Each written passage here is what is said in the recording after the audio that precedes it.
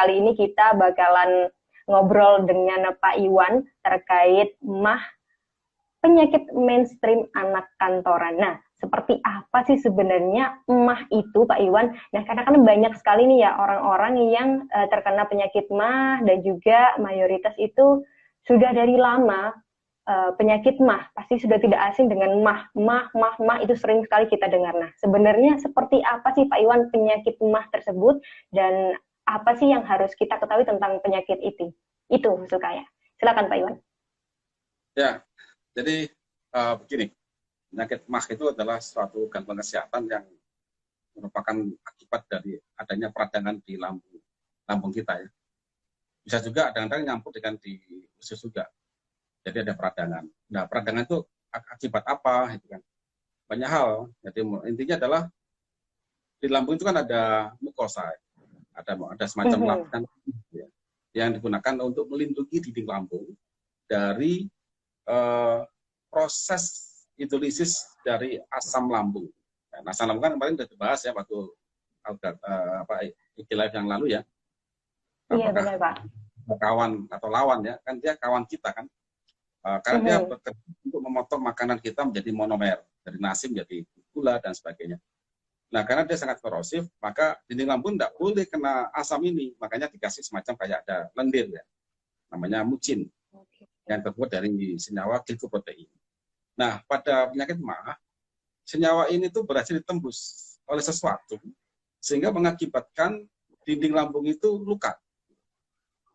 Sehingga begitu luka dia akan kena asam lambung kita dan kita ada rasa perih. Nah, itulah awal dari sakit MAH. Oke, baik. Jadi memang ternyata penyakit MAH ini adalah adanya suatu luka begitu ya Pak Iwan di daerah dinding lambung kita. Begitu ya Pak Iwan ya? Ya, luka dan kena asam lambung kita. Karena proses di lambung begitu. Dia kayak dapur. Dapur itu tempatnya masak gitu kan. Adanya api ada di dalam kompor, tapi ada dinding di dalam dinding dapur. Nah, dindingnya itu kena api. Karena nggak ada pelindungnya. Oke. Berarti memang iya baik Pak. Berarti memang karena adanya luka tersebut akhirnya terasa sakit seperti yang dirasakan oleh para penderita MAH begitu ya Pak Iwan ya.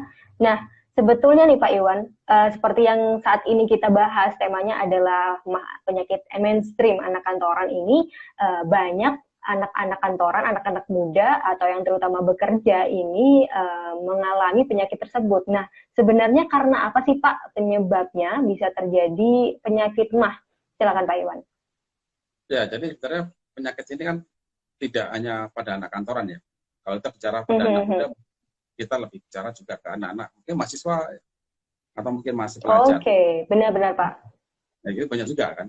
Nah, jadi sebenarnya penyakit MAH ini adalah penyakit yang mungkin semua orang akan mengalami. Karena kita ini dinamis. Dan lambung itu adalah fungsinya adalah mensuplai nutrisi atau bahan bakar sel tubuh kita. Jadi setiap kali kita bekerja, beraktivitas, berpikir pasti butuh bahan bakar atau nutrisi dan itu disuplai oleh lambung. Nah, itu aja poinnya.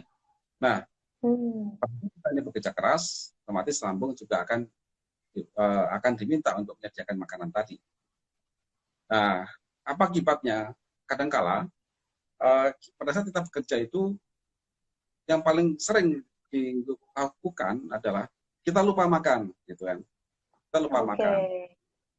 Jam makan tuh nggak tentu. Gitu. Padahal otak ini, tubuh ini dipaksa untuk bekerja. Nah, betul dipaksa kita butuh makanan. Nah, lambung kan biasanya makanan, gitu kan? Pada saat bayangin Dita disuruh ada tamu di rumah, diminta untuk menyajikan makanan, gitu kan? Ternyata makanan nggak ada, gitu kan? Dapur nggak ada makanan, dapur ya akhirnya masak tanpa ada yang dimasak. Jadi intinya pada saat tubuh kita itu butuh nutrisi, terus nutrisi yang ada itu sudah habis ya, maka secara sistem maka lambung akan ditegur gitu.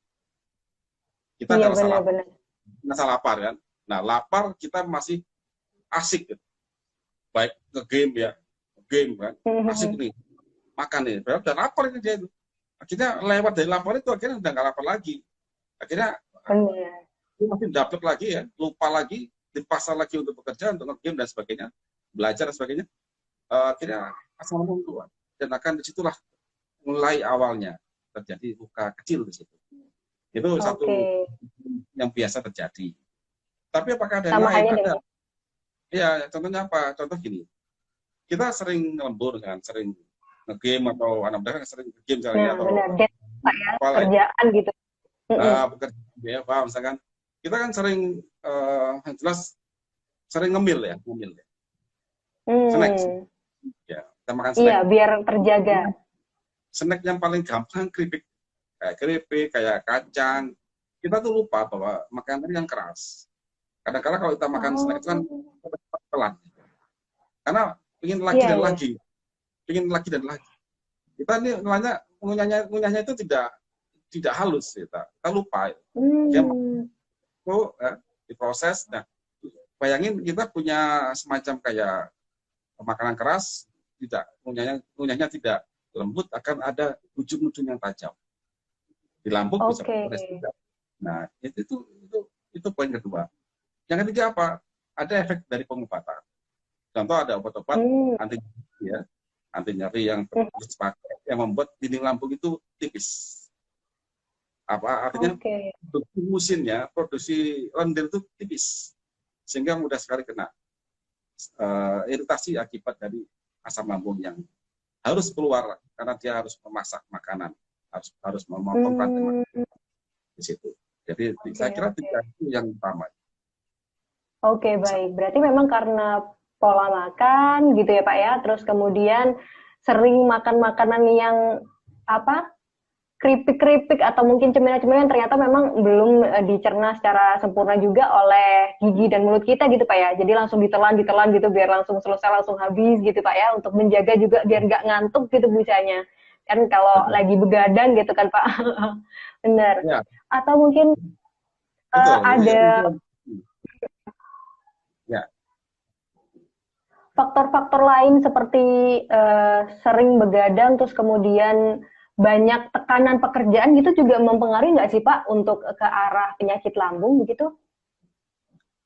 ya. Jadi itu akan bersatu dengan pada saat banyak tekanan, ya, atau Mhm. keasikan tadi, dia lupa bahwa berpikir itu butuh energi.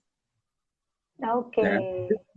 Kita tuh diam berpikir, ya apa itu butuh energi loh. Otak kita tuh berpikir, gitu ya. Iya benar Pak. Kelihatannya kan tidak secara fisik ya, tapi otak berpikir. Otak Mhm. itu butuh mungkin di atas 30% energi itu untuk otak. Apalagi pakai untuk berpikir. Nah, otomatis pada saat kita berpikir keras, banyak tekanan, ya otomatis otak butuh banyak nutrisi. Jika itu habis, maka lambung pasti akan diminta tuh untuk segera makan orang ini, ada rasa lapar gitu kan ya. Tapi karena Oke, banyak oke. tekanan, dia lupa makan itu, lupa. Akhirnya luka lambung. Itu poinnya. Oke. Juga yang Berarti lain ya, memang gitu. Suka makanan pedas itu Mhm. juga. Suka Oke, suka baik makanan. Pak. Nah, itu juga Oh, menjadi salah satu sebab juga. padahal orang Indonesia sukanya makan pedas ya Pak ya. Mayoritas. Saya suka pedas juga soalnya Pak. Ya, pedasnya sih apa namanya harus terukur ya, karena pedas itu ada Oke. orang ini bisa sedikit cerita. Ada orang Mhm. itu kan sensitif dan tidak sensitif. Jadi sakit lambung itu ada orang yang luka sedikit aja sudah sakit dan dia harus segera mencari tindakan untuk berobat. Ada juga orang itu Hmm. ya pedes banget sampai sekali sarapan aja mungkin cabai 30 40 ya. Saking Wih. pedesnya. Luka lambung itu nggak terasa lagi. Karena Oh, pedas oke. dari cabai itu ya, pedas dari cabai itu adalah juga asam dia. Jadi senyawanya Hmm. asam.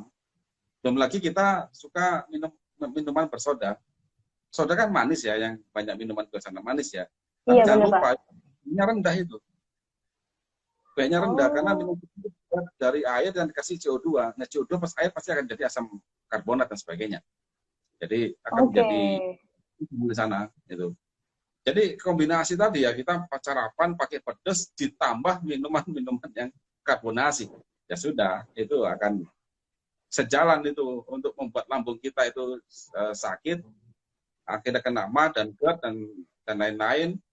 atau bagi orang yang sudah sangat kebal dengan rasa sakit, karena sakit pedas, itu nanti langsung ke kondisi yang kronis. Bahkan mungkin bisa langsung ke ginjal masalah, diabetes, dan lain-lain. Baik. Sesuai ya, semuanya itu yang disebutkan oleh Pak Iwan semua itu makanan pedas, kemudian telat makan, terus mungkin minuman bersoda adalah mayoritas favorit makanan dari anak-anak muda dan juga mungkin anak kantoran yang baru aja bekerja begitu ya Pak Iwan. Nah mungkin kita sapa lagi nih teman-teman yang ada di sini yang udah join Alga Talk kali ini, yaitu teman-teman Alga People. Jika ada yang mau bertanya, kami persilakan buat bisa ditulis aja di kolom komen ya teman-teman. Jadi bisa langsung, mungkin ada pertanyaan nih Pak Iwan, aku ingin tanya seperti ini, atau mungkin ada keluhan seperti ini yang bisa disampaikan, bisa langsung aja tulis di kolom komentar. Nanti kita sambil ngobrol dengan Pak Iwan akan coba bacain pertanyaan-pertanyaan dari Alga People semuanya. Oke, nah Pak Iwan, kira-kira ada tanda-tanda khusus nggak sih Pak awal mulanya seseorang itu terkena penyakit MAH atau gangguan lambung? Mungkin ada rasa tidak nyaman atau seperti apa Pak Iwan? Silakan. Ya, secara garis besar sih ada dua hal utama, dua kategori ya. Kategori orang yang sensitif dan kategori yang sudah hilang sensitifnya itu. Yang sensitif ada luka, itu langsung kembung, ya. Paling nggak kembung dulu. Jadi pada saat ada rangsangan sesuatu ya, contoh kita telat makan, asam lambung akan keluar. Nah itu kan direspon oleh sel lambung kita untuk membuat mucin. Jadi lambung kita penuh dengan lendir, itu kan kecebah itu. Biasanya telat makan kita. Telat makan dan banyak kerja. Jika lambung tadi gagal membuat mucin, maka akan ada pelukaan. Pelukaan, nah kita akan ada mulai ada kembung dan sakit. Mulai sakit, akhirnya kita baru sadar bahwa kita sudah ada gejala MAH tadi itu. Itu gejala yang gampang ya di awal. Nyeri begitu ya Pak ya, nyeri terus perih, suka kayak ketusuk-tusuk gitu ya Pak ya? Iya, itu yang gejala sensitif. Dan bersikulah Anda sensitif. Ya, benar Pak. Karena itu alarm. Baik. Rasa sakit itu alarm. Ada something di tubuhmu. Ayo perbaiki. Oke, baik. Itu alarm. Nah, kemudian untuk yang orangnya tidak sensitif ini seperti apa, Pak? Nah, orang yang tidak sensitif itu sebenarnya sudah luka, tapi karena dia jadi gini, perihnya rasa itu akibat dinding lambung kita itu luka kena asam lambung. Nah, kalau orang ini memang suka makan makanan pedas banget ya, terus kemudian makanan karbonasi, dia yang asam-asam itu sangat suka, maka beda rasa antara sakit akibat makanan asam dengan asam lambung itu dia nggak bisa bedakan. Jadi buat dia sangat gitu. Tapi begitu dicek tensi, dicek asam urat, dicek diabetes sampai ke organ lain, itu problem semuanya. Jadi sudah kaset, sudah lewat dari masa itu. Ada yang begitu.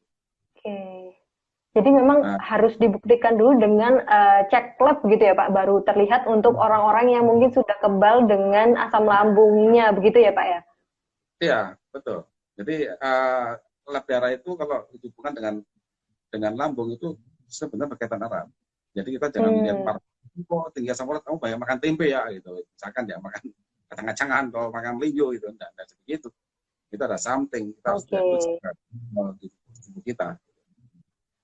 Dan salah satu faktor utamanya karena memang adanya luka pada lambung, begitu ya Pak, pada dinding lambung lebih tepatnya, yang mengakibatkan akhirnya ada rasa sakit dan mengarah ke berbagai masalah-masalah tadi yang sudah ada di cek kesehatan, begitu ya Pak Iwan ya? Ya, jadi tubuh ini sudah pintar sih. Pada saat luka lambung itu dan sakitan, yang sensitif akan berusaha untuk mencari jalan ya. Yang nggak sensitif itu akan meregulasi, jadi dia akan mengurangi jumlah asam lambung yang keluar. Nah, disitulah yang akan gitu kan. Nah, terus bagi mereka yang sensitif, dia pasti akan mencari obat penetral asam lambung. Itu pertama kali begitu. Ya, mungkin nggak ada masalah, satu kali aja, atau 2 kali, tapi jangan keterusan, gitu kan. Jika keterusan, luka lambung nggak sembuh, terus akan berdampak pada sampah metabolik dalam darah. Karena makanan yang masuk dalam sel, yang dibawa oleh darah itu semuanya sulit dicerna oleh sel kita, sehingga dia akan jadi gangguan metabolis dalam tubuh kita, sehingga akan berakibat pada penyakit-penyakit yang cukup rumit di kemudian hari. Oke, wah, berarti memang penting sekali untuk menjaga kesehatan lambung karena memang di dalamnya ternyata ada luka yang menyebabkan adanya sakit mah itu tadi. Jadi bukan karena adanya kenaikan begitu Pak ya asam lambungnya, tapi memang karena adanya luka akhirnya menyebabkan ada perih dan juga sakit pada daerah sekitar lambung. Gitu ya Pak Iwan untuk lebih detailnya begitu Pak ya? Ya, jadi mayoritas secara mah umumnya itu adalah akibat luka. Tapi apakah ada kenaikan asam lambung? Apakah ada? Bisa, tapi akibat itu udah perintah sistem tubuh. Ada something di sistem perintah hormon kita. Dan itu bahasanya mungkin akan lebih dalam ya. Tapi itu ada. Memang ada, cuman itu tidak umum. Ya, tidak umum. Pasti ada yang lain. Makanya saya dapat umum aja dulu. Siap Pak. Kalau nanti secara detail mungkin kita akan ajak Pak Iwan untuk buka sesi kuliah begitu ya Pak Iwan di Alga Series. Oke, baik Pak Iwan. Nah, seperti yang sudah dijelaskan oleh Pak Iwan tadi, banyak sekali hal-hal yang menyebabkan terjadinya penyakit mah. Nah, bagaimana dengan akibatnya nih Pak Iwan? Kalau misalkan kita udah ada penyakit nih, sudah melihat tanda-tanda yang disebutkan oleh Pak Iwan tadi, terutama bagi yang memiliki orang-orang yang sensitif gitu, yang mengerti bahwa tadi ada gejala gitu. Nah, ini kalau misalkan penyakit mah ini tidak diselesaikan atau tidak dilakukan penanganan dengan benar gitu. Nah, apa aja sih Pak kira-kira yang akan menyebabkan atau apa aja dampak yang akan dirasakan setelah penyakit mah ini sudah ada dan tidak ditangani dengan benar? Gimana Pak? Jadi ini kita perlu ada semacam kesepakatan ya. Mah itu kan akibat adanya gangguan pada lambung, ya kan?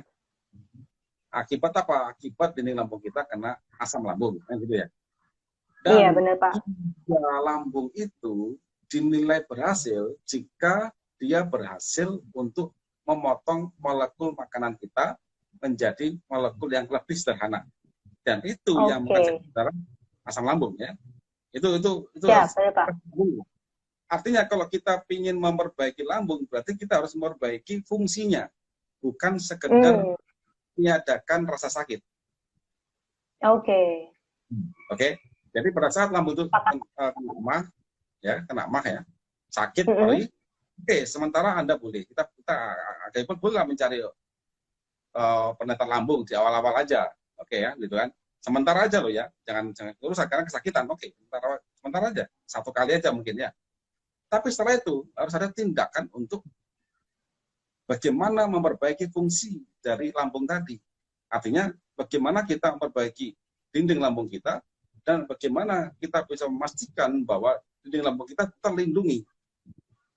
Nah, akhirnya setelah dapat rekonstruksi tadi, maka lambung ini akan berfungsi lagi secara normal menjalankan tugasnya.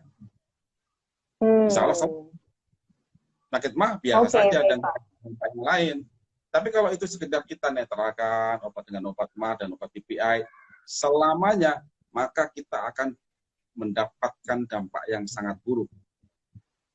Gitu. Dan yang jangka pendek, yang paling gampang ya, orang ini kan akan mudah sakit perut, infeksi dari bakteri. Karena asam lambung ini ya, pada saat kita ini minum obat-obat penenang lambung, dan namanya tanpa ada skema perbaikan lambung. Perbaikan tadi Pak. Ya, karena tindakan untuk menetralkan lambung ini hanya sementara saja, harus di awal, jangan lama-lama. Kalau bisa enggak perlu malah, gitu kan? Jangan lakukan itu. Karena begitu dinetralkan, maka fungsi lambung kita itu sudah mungkin berjalan 30%. Dan salah satu fungsi utama dari asam lambung adalah untuk membunuh kuman dari makanan kita. Karena makanan kita ini nggak ada yang steril kita. Udara kita ini dapat banyak bakteri. Makanya harus dibunuh dulu. Itu asam lambung. Jadi bayangin kita nih makan nih. Ada mungkin someday ada udara itu ada E. coli-nya, lewat lalat dan sebagainya, kita makan. Dan tugas asam lambung pertama kali adalah memotong apapun yang masuk bakteri, potong, dia mati. Nah, kalau kita netralkan asam lambung itu, maka orang ini akan mudah sekali bolak-balik kena tipes, diare, dan itu jangka pendek. Wah, jangka pendek Pak masih Pak ya, belum jangka panjang ya Pak Iwan? Jangka panjang otomatis makanan yang dimakan tadi, kita makan steak, makan salmon, makan sayur, dan tempat sehat dan sempurna, itu yang terserap sangat sedikit. Mungkin 3% tidak berimbang. Ingat, tidak berimbang. Ketidakberimbangan ini akan berakibat pada kegagalan metabolis di dalam darah, sehingga darah itu penuh dengan sampah metabolik. Disitulah awal dari degeneratif. Jadi pada saat kita sakit emah itu, dan kita tidak pernah berpikir untuk merekonstruksi lambung, usia mungkin 24 tahun ya sakitnya ya. Nanti usia 30 tahun sudah banyak itu. Diabetes, hipertensi, autoimun, dan lain-lain. Bahkan mudah terserang virus. Karena sistem imun lemah sekali. Wah, berarti memang penanganan yang tepat dalam penyakit lambung atau MAH atau apapun itu yang termasuk gangguan lambung ini harus benar-benar dilaksanakan gitu Pak ya. Jadi bukan hanya sekedar mengatasi masalah yang saat ini seperti dengan melakukan penetralan, tapi juga harus diperbaiki ke sumber masalahnya agar tidak terjadi hal-hal yang tidak diinginkan seperti penyakit-penyakit dan juga virus-virus yang masuk ke dalam tubuh gitu ya Pak Iwan ya? Ya. Oke. Nah, ada pertanyaan nih Pak Iwan yang masuk di kolom komentar. Nah, mungkin kita bacakan terlebih dahulu. Ada pertanyaan dari Kak Adipati. Mohon penjelasannya Pak, kalau perut itu mules setelah konsumsi makanan yang tidak begitu pedas, apakah termasuk salah satu tanda adanya gangguan lambung? Nah, ini mungkin tadi seperti yang disampaikan oleh Pak Iwan gitu ya Pak Iwan, mungkin bisa lebih dijelaskan lagi pertanyaan tersebut untuk bisa lebih dipahami begitu oleh Kak Adipati. Silakan Pak Iwan. Ya, jadi makanan sedikit, ada mules atau mungkin kata bahasa Jawa itu sebah ya. Rasa penuh, misalkan, itu udah gangguan lambung. Oke. Itu gangguan lambung. Jadi kalau ada perih, sudah ada luka lambung. Masalah tidak terlalu pedas itu kan relatif. Bagi saya, dua ada pedas, mungkin bagi agak people, oh 2 itu nggak pedas, saya baru 10, gitu. Relatif. Gitu. Ya. Relatif. Nah, artinya menurut tadi apa namanya? Tadi Pak Adipati ya, Kak Adipati. Iya ya? benar, Kak Adipati bergabung di pertanyaan. Sudah nggak nyaman, berarti itu adalah sudah ada gangguan lambung. Ini malah dari iritasi di lambung. Jadi segera perbaiki. Siap. Jadi begitu ya Kak Adipati, masalah perut itu sering mules ataupun begah atau ada penyakit-penyakit yang lain yang berhubungan dengan perut, seperti tadi sudah disampaikan oleh Pak Iwan, itu adalah salah satu juga hal yang disebabkan oleh adanya gangguan lambung. Terutama kalau mungkin Kak Adipati ini sering banget nih konsumsi obat penetral asam lambung, jadinya bakteri yang masuk dari makanan seperti yang disampaikan oleh Pak Iwan tadi itu malah ikut masuk dan akhirnya menyebabkan banyak masalah di perut gitu ya Pak Iwan ya, kurang lebihnya. Ya, betul. Oke. Nah, kemudian mungkin kita kasih informasi lagi nih untuk anak-anak muda di luar sana, juga mungkin anak-anak kantoran yang tadi sudah disampaikan oleh Pak Iwan itu mungkin sering telat makan dan sebagainya. Penting banget untuk menjaga kesehatan lambung, terutama pada saat melakukan pekerjaan apapun itu, karena biar bisa menjaga tubuh kita, diri kita pada saat bekerja, terutama kan tadi karena anak kantoran, jadi pada saat bekerja ini bisa lebih produktif dan juga lebih bersemangat, akhirnya semua pekerjaannya bisa berjalan dengan lancar, gitu ya Pak Iwan ya? Nah, ya.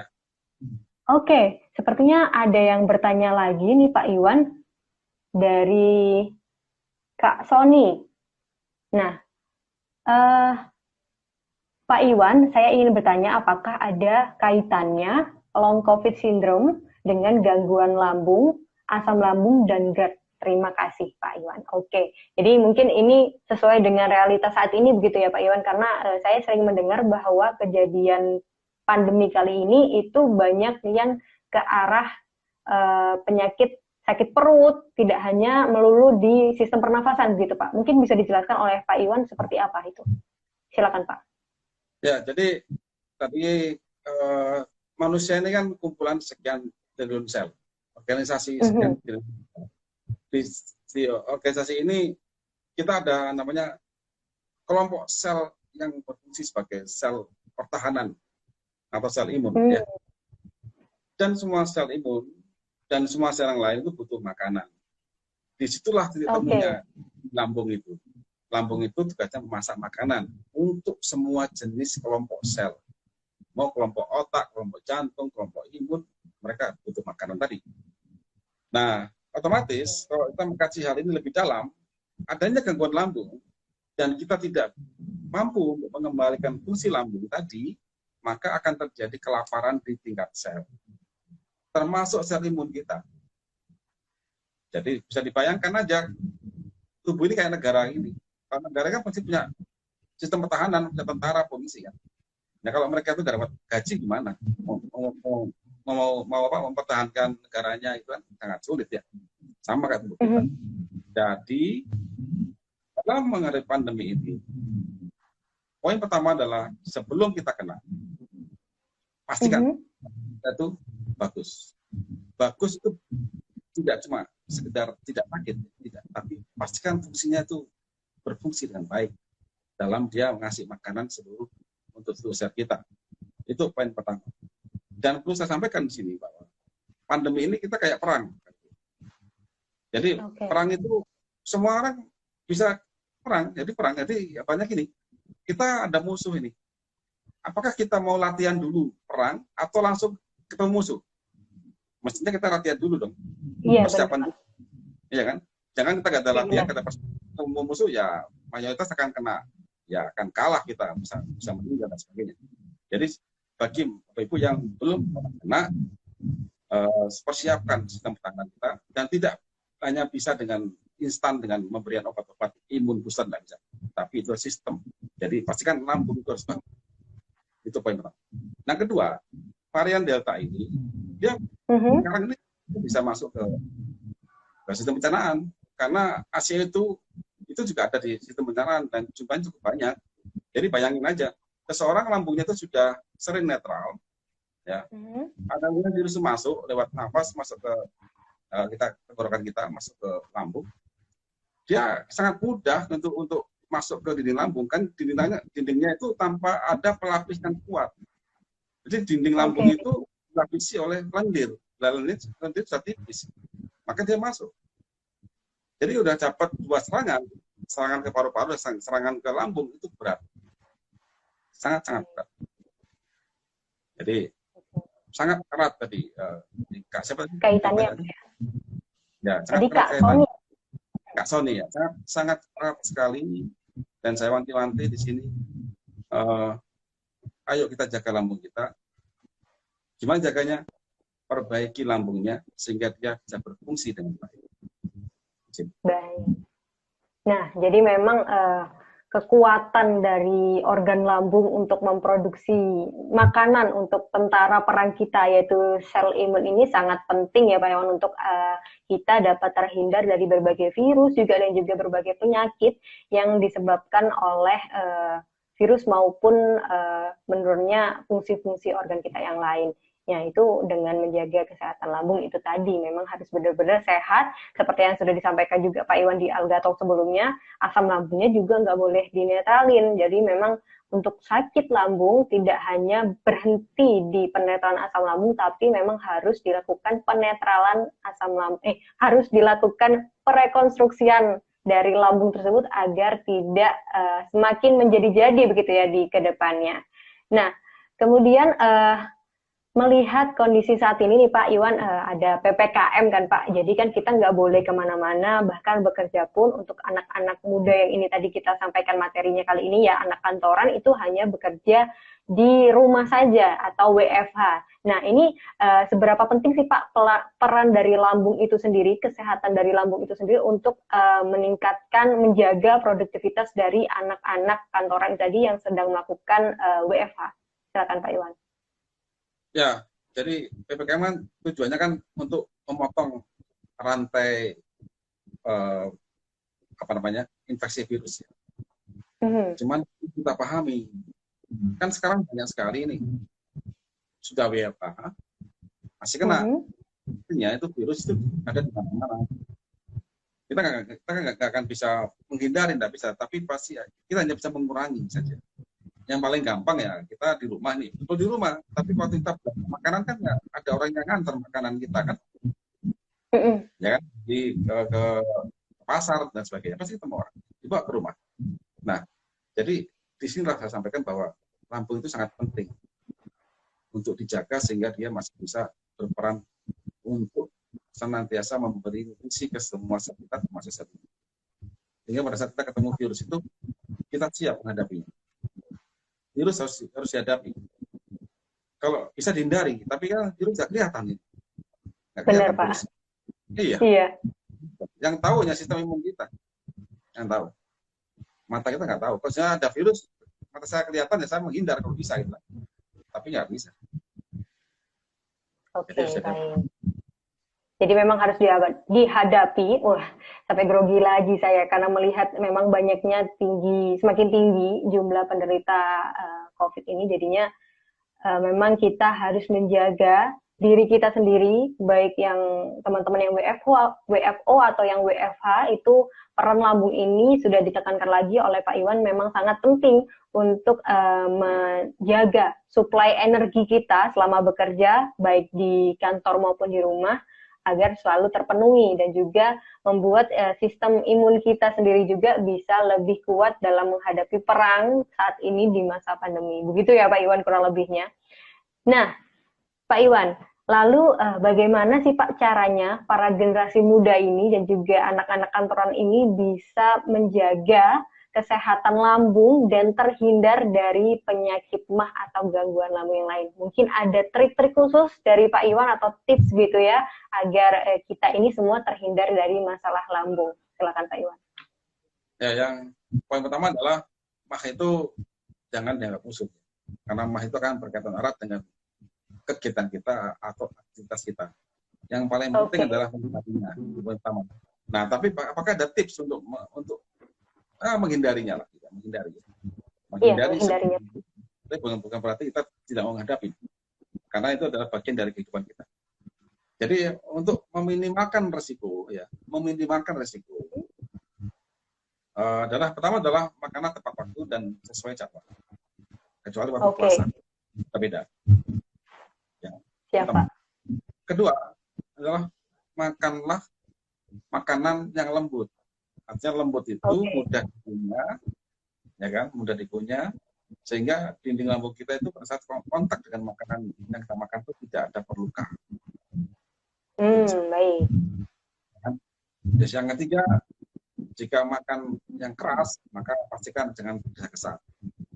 Jadi ya, snack itu bisa mengunyahkan dengan santai, itu kan ya 30 kali, mungkin 2 kali sampai lembut, baru ditelan gitu.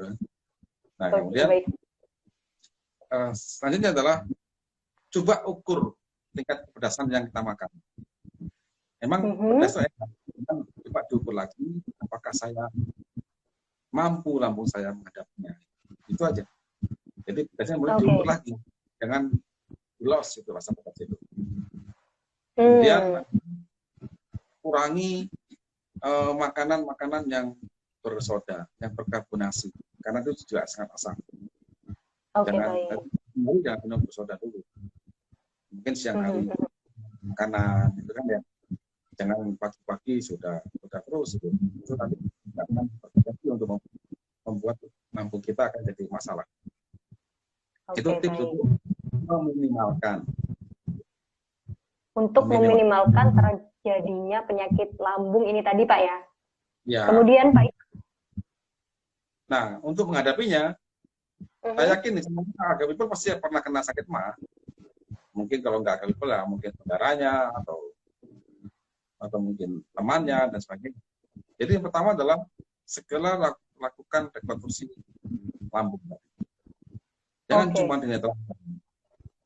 Segera rekonstruksi. Dengan cara apa? Ya lindungi dinding lambung. Dengan apa? Dengan suatu pati yang tidak pecah oleh asam lambung. Yang kedua, sambil dilindungi, maka segera apa namanya eh, rekonstruksi. Oke. Rekonstruksi, gitu kan. Nah, rekonstruksi maka dengan cara apa? Berilah asam amino yang siap saji, yang tidak butuh asam lambung kuat, yang dia adalah merupakan jaringan struktural pada lambung tersebut. Oke. Apa itu Pak ya? Jadi amino khusus. Jadi selama ini setelah kita pelajari itu yang tinggi protein, hidroksiprolin, gitu kan. Kemudian glisin di situ. Nah, kalau di Kosekanus kita pakai memang yang mirip di dalam lambung itu adalah kolagen hidrolisat dari tulang sapi. Itu mirip. Tapi molekulnya memang harus disesuaikan. Tidak semua ekstrak tulang sapi, enggak. Tapi ini memang spesifik. Ya. Baik Pak. Ya, itu utamanya. Setelah itu silakan makan makanan bergizi. Kita semudah itu.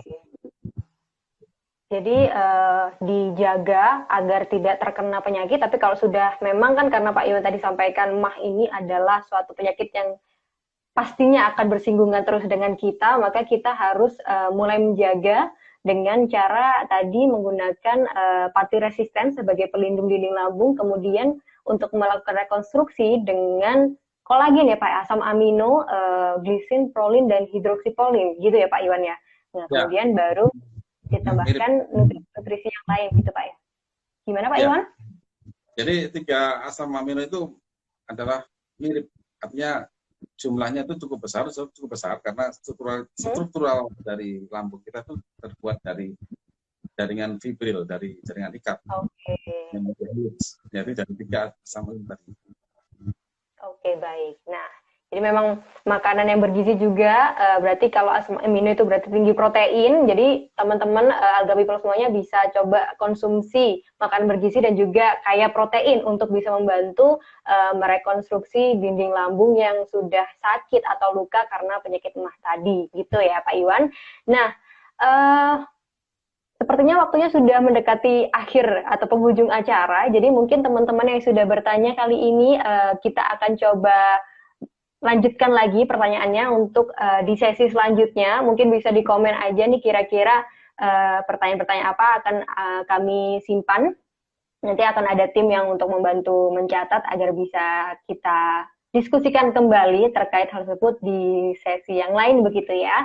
Nah, kemudian problem yang sangat banyak di anak-anak kantoran ini sendiri, kira-kira oke, mungkin ada satu ya Pak ya, terakhir sebelum kita mengarah ke pernyataan dari Pak Iwan terkait tips gitu ya, atau mungkin ada closing statement dari Pak Iwan, kira-kira lebih baik makan saat lapar atau makan tepat pada jadwalnya? Ini ada pertanyaan satu dari Kak Sandi gitu. Jadi ada pertanyaan tersebut. Kira-kira yang mana nih Pak yang lebih baik, makan saat lapar, sudah muncul nih rasa lapar, atau makan pada pas di jadwalnya, misalkan makan pagi jam 8, makan siang jam 12 gitu, atau mungkin makan malam jam 7 gitu Pak. Kira-kira lebih baik yang mana nih Pak Iwan? Ya, jadi gini, kita punya konsep makan ya, banyak lauk, bergizi, ya. Kemudian berhenti makan sebelumnya. Kalau kita sudah menggunakan konsep atau makan pagi, kita sesuaikan, kita stop. Kemudian nanti laparnya pasti akan sama, jamnya nanti jam 12 sudah lapar, ada pasif. Jadi konsep ini harus kita pahami secara komprehensif ya. Kadang-kala ada orang itu yang dia itu sebenarnya pada saat jam 12 itu sudah lapar, tapi terlalu asik. Dan itu dia nggak lapar lagi. Yang pernah ngalami ya? Kita mulai lapar, tapi kita masih terlalu asik bekerja. Jam 1, jam 2 nggak lapar itu. Tapi kita masuk angin. Nah, di sana. Akhirnya kita makanya nanti malam itu sudah ada nggak tepat. Jadi sebenarnya rasa lapar itu mungkin hanya sekian nggak lama itu. Dan itu sangat pengaruh psikologis. Makanya pada saat kita di vet itu usahakan jamnya dipakai. Jamnya dipakai. Jadi saya makan jam 12, kita makan 2 jam. Karena lambung itu berkaitan juga dengan psikologis. Makanya penyakit ini sepele sebenarnya, tapi akan berdampak luar biasa. Berdampaknya sampai ke penyakit yang fatal karena kita salah memahaminya. Bahwa pada saat karena dia ada efek ke psikologis. Masalah apa itu ada efek psikologis. Ada orang yang dia asik-asiknya aja bermain game itu udah lupa. Dia nggak lapar. Dia nggak lapar tubuhnya. Karena kalah dengan psikologis ini. Oke, baik. Berarti intinya sesuai dengan jadwal yang seperti yang ada dalam tubuh kita. Jadi misalkan ada rasa lapar, ya segera makan gitu ya Pak ya. Dan jangan sampai ditunda-tunda gitu. Jadi pastikan tetap ada sarapan pagi, nanti pasti akan ada jadwalnya yang diperintahkan langsung juga oleh sistem otak kita. Itu untuk langsung segera makan begitu ya, agar tidak ada penyakit atau kita terhindar dari berbagai penyakit. Ini juga adalah suatu hal yang penting juga untuk teman-teman, mungkin anak kantoran yang suka bandel nih ya, makan siang ditunda-tunda, atau mungkin makan malam ditunda karena lembur gitu ya. Jadi harapannya Pak Iwan kali ini udah nyampaikan ke kita semua kalau kita harus makan tepat waktu. Nggak boleh makan terlambat karena nanti akan berakibat pada penyakit-penyakit mah, gangguan lambung yang lain, dan akhirnya bisa membuat tubuh kita malah menjadi lemes gitu ya Pak Iwan ya? Ya, betul. Apalagi orang makan terus ngantuk, nah itu pasti ada masalah di lambungnya itu. Oke. Salah satu tanda juga ya Pak ya? Iya. Bahkan harusnya kan segar ya. Kalau ngantuk malah tidur. Oke, wah. Ternyata memang banyak sekali. Gimana Pak Iwan? Sudah kronis. Oh, kan malah. Ke gangguan metabolis dalam tubuh. Wah. Jadi perlu diperhatikan buat teman-teman yang habis makan suka ngantuk gitu ya. Kapanpun itu ternyata memang itu ada salah satu tanda nih ya bahwa kita ada masalah atau ada penyakit atau gangguan di dalam lambung diri kita sendiri. Nah, harap hati-hati, segera perbaiki lambung kita. Jangan sampai malah dibiarkan begitu aja, nanti malah berimbas ke penyakit-penyakit yang lain yang tadi sudah disebutkan oleh Pak Iwan juga. Nah, mungkin karena sudah menunjukkan di akhir acara nih waktunya Pak Iwan, kita mungkin akan sesi tanya jawab kita akan lanjutkan mungkin di sesi Alga Talk berikutnya, dan mungkin kita bisa bergabung dengan Pak Iwan di lain kesempatan. Nah, kali ini ada tips khusus lagi dari Pak Iwan mungkin untuk anak-anak kantoran ini agar lebih produktif, yang hobinya bekerja, yang workaholic ini tidak menjadi sakit, terutama punya penyakit mah, dan juga bisa disampaikan pesan-pesan khusus nih ya untuk anak-anak muda di luar sana dan juga Alga People yang semuanya lagi nonton acara Alga Talk kali ini. Silakan Pak Iwan. Ya, jadi ini sangat pas momennya ya. Jadi Alga People terutama yang saat ini berusia 20 tahun ya, masa-masa muda ya. Jadi perhatikan betul lambung itu. Secara tips sudah saya sampaikan tadi di dulunya ya, bahwa masalah lambung itu harus ada, dan begitu pada saat bekerja usahakan tadi makanan itu tertentu dengan baik gitu kan ya, kemudian segera konsumsi lambung kita yang konsisten dan sama minum khusus untuk untuk di lambung. Dan kemudian masalah lambung ini adalah masalah yang organ yang dipengaruhi oleh psikologis, oleh pekerjaan kita. Jadi banyak orang yang mengatakan bahwa lambung itu karena banyak pikiran dan sebagainya. Nah, betul. Apa alasannya? Karena memang saat mikir pun kita butuh energi, kita butuh dan lambung yang yang menyediakan. Jadi lambung itu sangat penting. Kita investasikan waktu, pikiran untuk merawat lambung. Karena jangan sampai kita bekerja usia muda, berkarir, usia 35 tahun, 40 tahun sudah kaya penyakit. Wow. Padahal itu kan usia yang waktu pemanen kan gitu. Benar Pak. Iya, jangan sampai pada waktu panen sakit dan kemudian akhirnya mindset bahwa saya diabetes itu gak akibat turunan gitu. Jangan begitu. Itu adalah akibat lambung bermasalah dan kita tidak pernah menyelesaikannya pada usia-usia saat ini, usia-usia muda. Jadi saya yakin, ayo kita rawat lambung kita. Apa cara rawatnya? Apa parameternya? Pastikan lambung itu bisa berfungsi dengan baik, bukan tidak rasa sakit hilang. Dan tentang lambung sudah saya tulis itu di website konsultan.com, sudah dipelajari. Dan ayo kita lindungi lambung kita sehingga kita bisa masa depan itu cerah ya, kerja keras, kemudian kerja cerdas, kemudian masa tua juga menikmati hidup, dan kemudian kita bisa selamat dalam menghadapi pandemi. Amin. Amin.